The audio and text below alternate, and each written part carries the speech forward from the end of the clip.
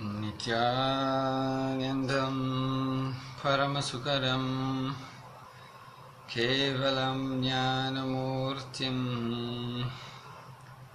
द्वन्द्वातीतं गगनसदृशं तत्त्वमस्यादिलक्ष्यम् एकं नित्यं विमलमचलं सर्वधी साक्षिभूतम् भावातीतं त्रिगुणरहितं सद्गुरुं चं Namami.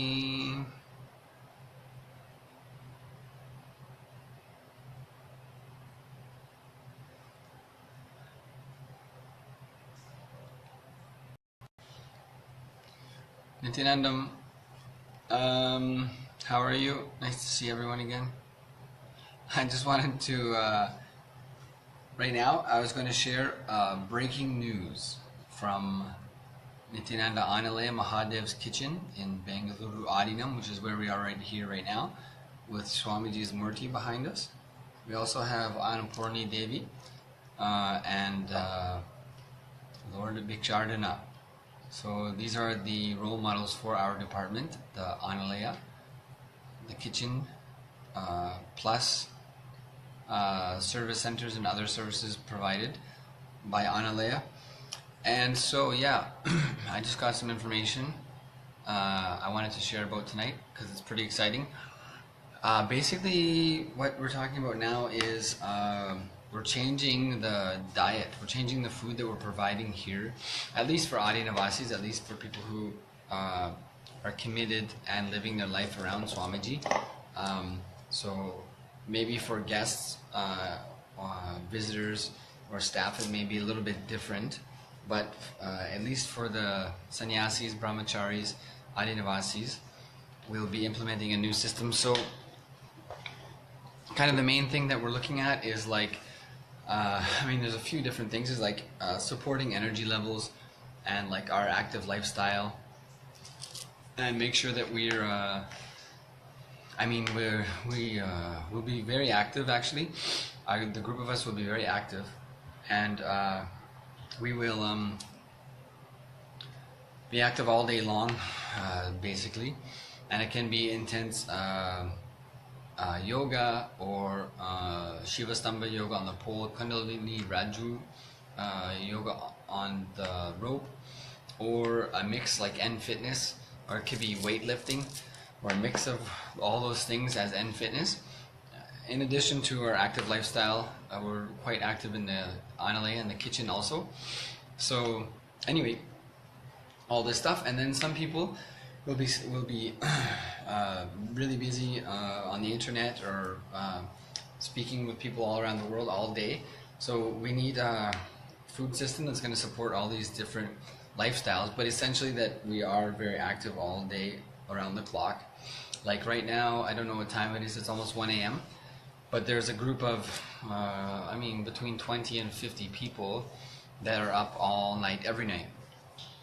And so we're serving them throughout the night. And so then, depending on what time zone people are working with, they'll be taking rest when it works for their schedule.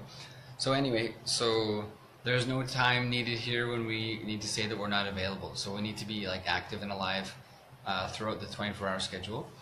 And so anyway, so we just been working with some Ayurvedic doctors, and of course taking guidance from Swamiji and learning more about Bhagavad Shastra and the food habits of people living here and what we need and where we want to go. Ultimately, Swamiji was saying like yogic diet is one that includes fruits and flowers. So I don't know all the details about that, but that's pretty cool.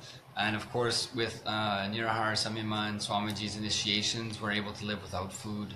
He can build the body so that it's able to get energy and everything it needs directly from the space around us. So all those things are there, but one of the cool things that we're working with is the progression towards a yogic diet. So the food we eat already is from Bhagavad Shastra, so it's already awesome, and everything every dish, I can say every dish includes some kind of superfood, whether it's a spice or a vegetable. The vegetables we have here is amazing. We have things called bitter gourd, which is an amazing vegetable, bottle gourd, snake gourd, ridgeguard cucumber, of course beetroot. We have yellow pumpkin and white pumpkin, of course carrots, brinjal, drumstick. See, all those vegetables are super vegetables. We have one called nolkol, which they call as I don't remember, Kolberg or something. But anyway, so in addition to that, we use, of course, turmeric, black pepper, red chili, jeera, mustard seed, coriander in almost every dish. So anyway, every dish that we have will have some kind of superfood in it. So we're already doing pretty good. Of course, Swamiji's blessings is something you cannot get anywhere else, and his knowledge and experience that he can give to us. So that's beyond, that's to a completely another level. But we're already serving food that is fresh and local, and it's organic, it's non-GMO, vegetarian. Plus, we're cooking from Bhaga Shastra. And then, of course, on top of all of that was Swamiji's blessings. So, so anyway, we're providing something you can't get anywhere. And it's in a sannyas kitchen, means that all the food is prepared only by people who have been initiated as brahmacharis by Swamiji. So that gives a certain amount of inner space that our karmas will not be put, our patterns, habits will not be put into the food. And Swamiji's energy flows more strongly through us and goes directly into the food. So you can immediately taste the difference. So anyway, we're working from this context in this beautiful kitchen made entirely of granite, and using traditional cooking methods as much as possible, and cooking recipes only from Bhaga Shastra, and using foods only from Bhaga Shastra. And so anyway, what we're going to be doing now is focusing more on, one of the things is the alkalinity in the body. In addition to that, making sure that everyone's getting the proper iron, B12 was another mention, vitamin D, that kind of stuff. And then, of course, liquids. It can be really hot here, and you can be perspiring a lot, especially with all the activity we're doing. So you want to make sure everyone's getting enough liquids. We already have awesome things like neem juice in the morning. We're going to be adding black sesame balls. Black sesame is an amazing superfood with unprocessed jaggery, which is an amazing food in itself. Jaggery, so it's a sweet sugar, unprocessed, usually a cane sugar, but it can be a palm sugar or a coconut sugar. So you get the vitamins and minerals and iron in that kind of sugar rather than a processed white sugar that supports the growth of cancer cells and is actually really damaging to the functioning of the brain. So we got all that kind of stuff going on. And so we are, the other kind of focus is, so of course proper hydration, but alkalinity is a major thing right now, because there's this thing called, it's my understanding, there's this thing called free radicals.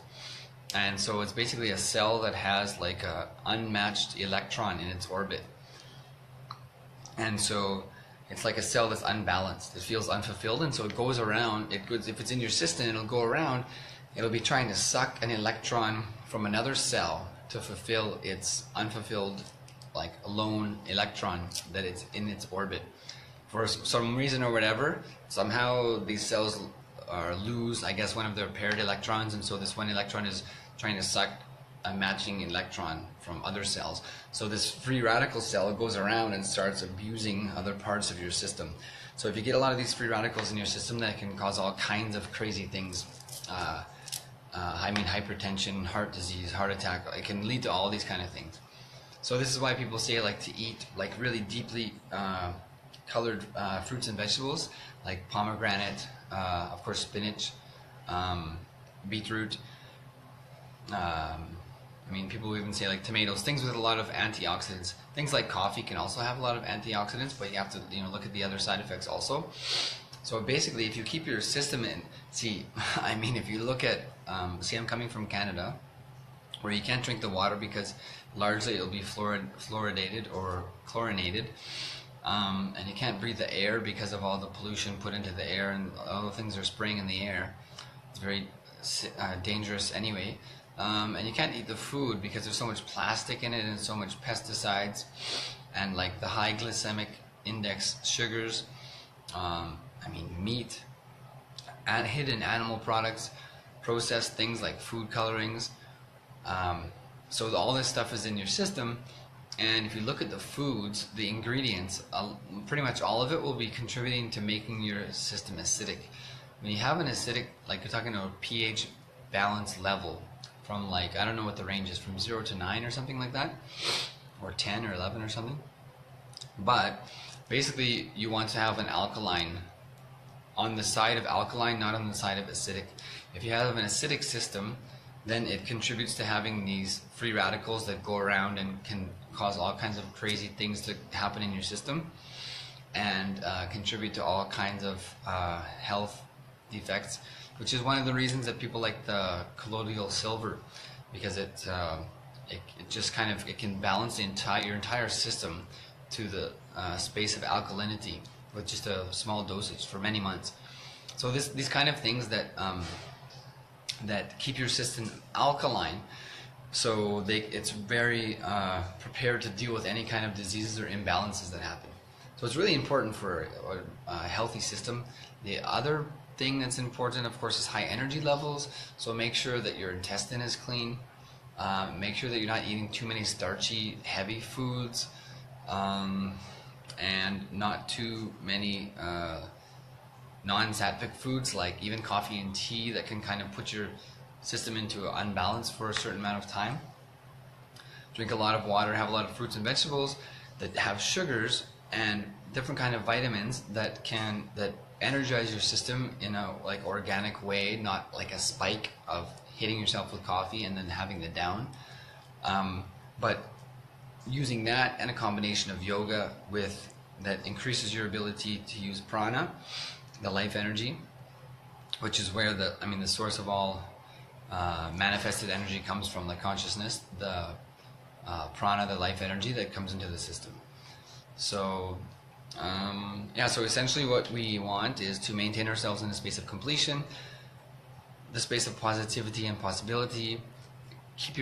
Use your body, use your movements. Like Swamiji was saying, like any problem in your life, never cognize it as a mental problem, as a psychological problem, because you'll never be able to solve your mind.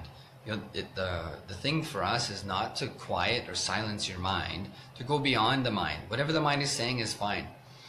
You decide what you want to do, when you want to do it, how you want to do it. That's the brahmachari lifestyle. That's living the yamas, the satya. When your body and mind does what you want it to do, what you say, this is living in the space of brahmacharya. So this is the space and the power of living the enlightened tradition.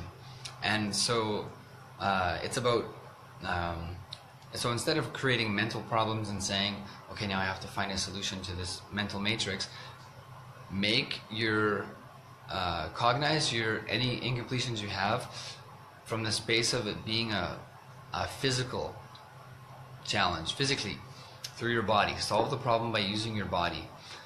So if you have any doubts about what you want to, about your ability to do something, then decide clearly what it is you want to do and move your body in the direction of doing that.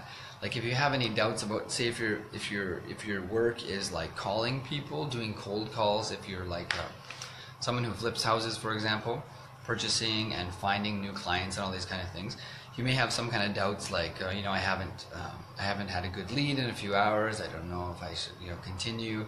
My confidence is low. So instead of like saying, I need to be in the correct headspace, I need to be in the correct mood to make this done. No, what you have to do is you have to pick up the phone, you have to dial the next number. So it's a physical problem. Don't make it a mental problem. Don't make it a problem of consciousness. Pick up the phone and dial the next number. right? Like I feel like I don't want to continue with my work. I don't want to continue with what's happening right now. Like I'm feeling like down. I'm feeling challenged. Then pick up your body and move it to do something that you enjoy doing. Or if there's a timeline, you have to get something done, use your body to get that thing done. Whether you like it or not, make sure you're using your body to make things happen that you want to have happen in your life. It's really an amazing thing. Like even if you want to listen, then to someone, if you're feeling frustrated with someone and you feel like I'm not able to listen, they're not listening to me, if you just listen, it can bring a solution. And you don't have to do anything but keep your body in their breathing space where they're talking, in order to give yourself the opportunity to listen. You don't have to agree with what they're saying. You don't have to understand what they're saying. You don't have to like what they're saying. So don't make it a mental problem. Make it a physical problem and solve it physically. So this is one of the cool things about like making sure that you're building a strong body that is active all day, because you literally can solve any problem in your life physically. Just what do you want to have happen in your life? It doesn't matter if you like it or not at that moment. Use your body to do it. And it's not abusing your body, because your understanding of what you want to make in your life, you're using your body to do it at that time, whether or not your mind likes it. So it's about really going beyond the mind, using the body to go beyond the mind. So your body will thank you. See, the body is here to live in the physical world. The body is a physical master of the physical world. Its purpose is to move in the physical world. So it can do all the things that any of the bodies can do, the human body can do. So it wants to move. It wants to be active. That's what it's here for. It's not here to sleep. It's here to be active and to live in life. So the body wants to be like that. So let it be like that. So anyway, a simple kind of fun thing that you can do is, there's no such thing as, we'll say like, oh, I don't know what to do in my life with this thing, and that person is causing a problem for me. My job is like this, and I don't know about that. Then decide what you want to do and move your body to make the thing happen. See, rather than like making it a mental problem, becoming stagnant and immobile, and then like falling into the depression and falling asleep, right? Or eating and then watching TV and then sleeping. The body's not being used at that time, right? We're just giving into the mental doubts about our abilities to do something, or not having decided what we want to do. So this is one of the major problems also. This has to do with like boredom and tiredness. Boredom means I don't know what I want to do with my life.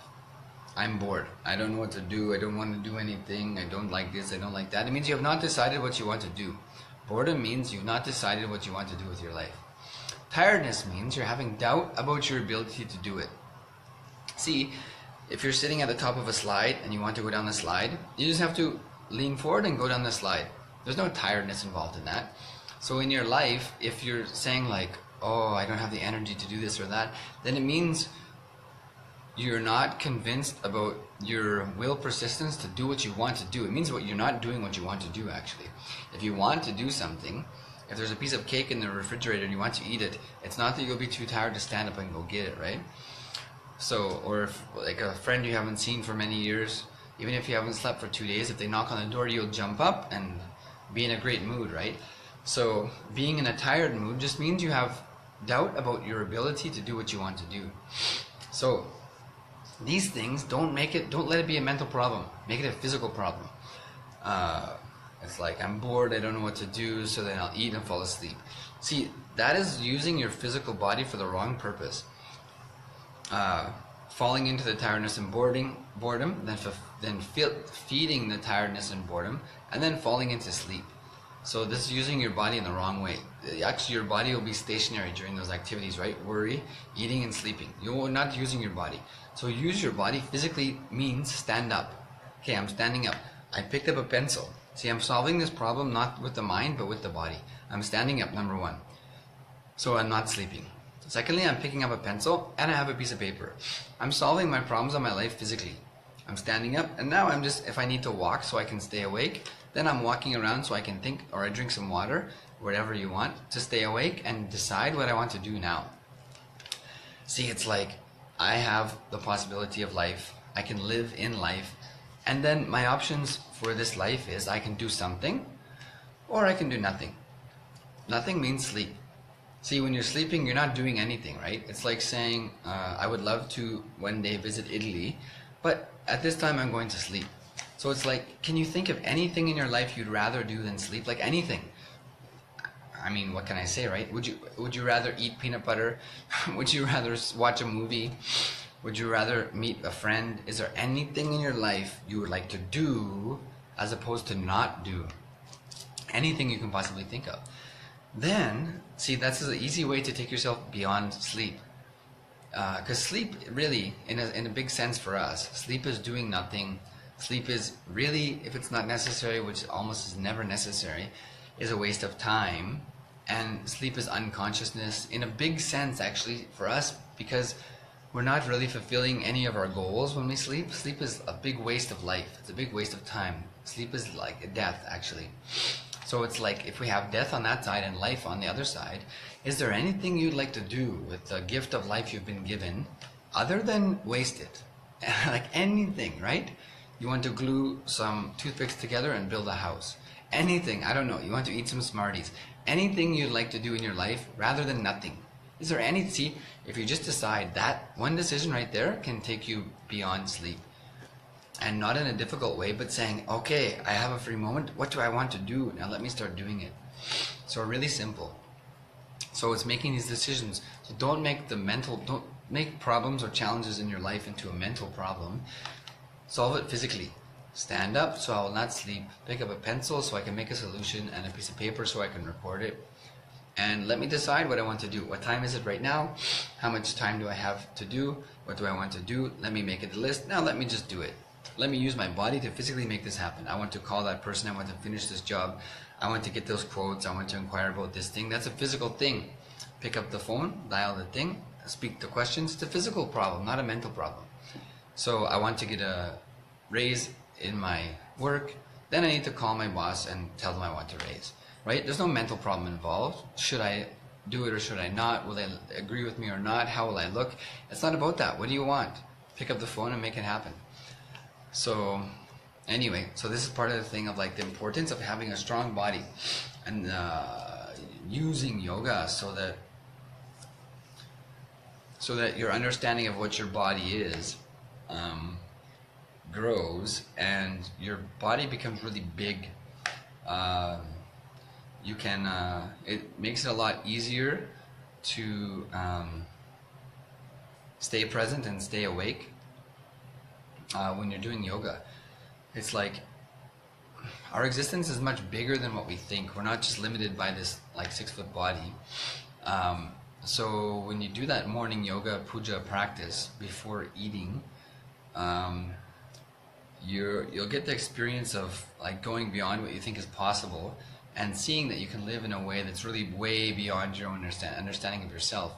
So when you build that every day, every morning, before the sun comes out, then during the day when you're walking around, that space will already be there. Like I can do things that are way beyond what I think is possible.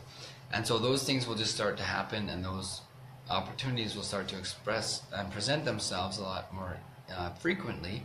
And it's makes it a lot easier to get things done through just using your body as keeping yourself present with what's going on in life, and then just making simple decisions about how to navigate through it to make sure that you make happen what you want to have happen.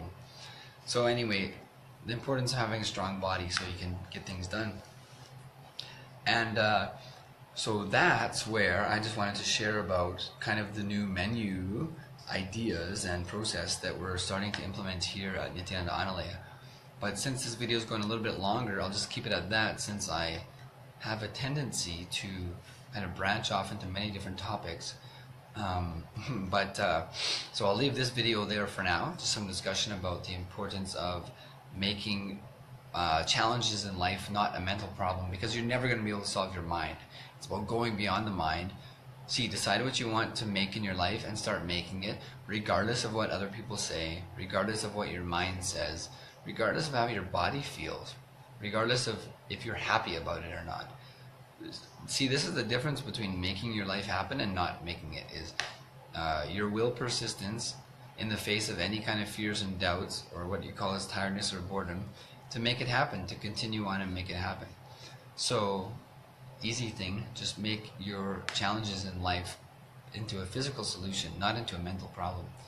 Okay, we'll be right back with sharing about the new menu and the ideas, reasoning behind it, and the foods involved, and how it's going to work. And it's really exciting. Okay, I'll be right back.